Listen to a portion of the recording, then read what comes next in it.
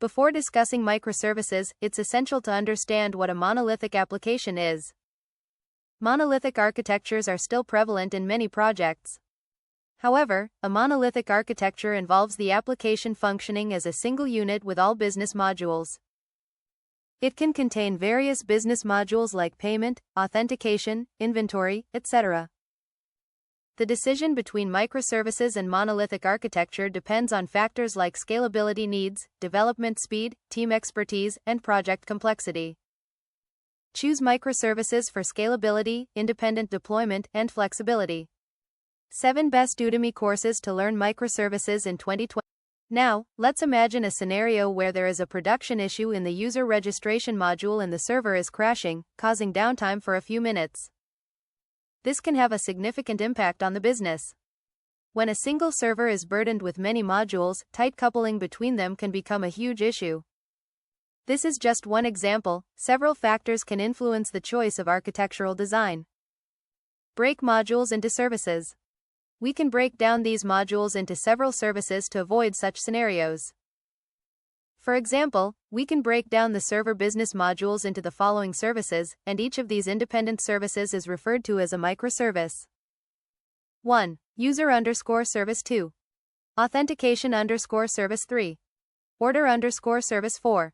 Payment_service. If we can break down tightly coupled modules into separate services, we can deploy them independently. This approach allows us to maintain the functionality of each service, even if one is experiencing issues. In the example mentioned above, even if the user registration service is down, other services like payment and order processing can continue to operate. Scaling.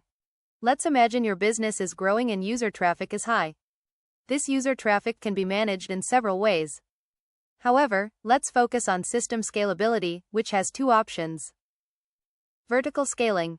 Increase the size of the instance by adding more RAM and CPU.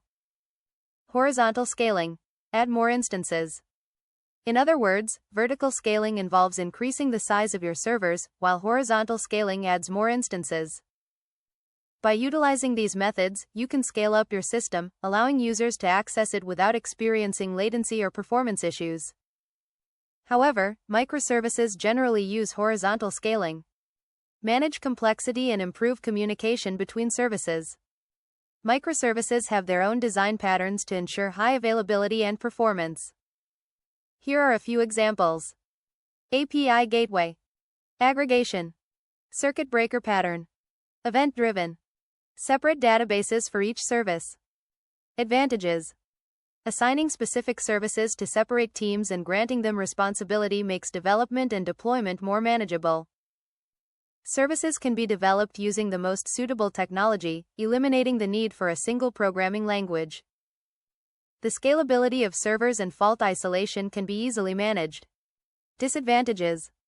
Setting up a microservices architecture can incur high costs and increase complexity in management, testing, and debugging. 7 Best Udemy Courses to Learn Microservices in 2025.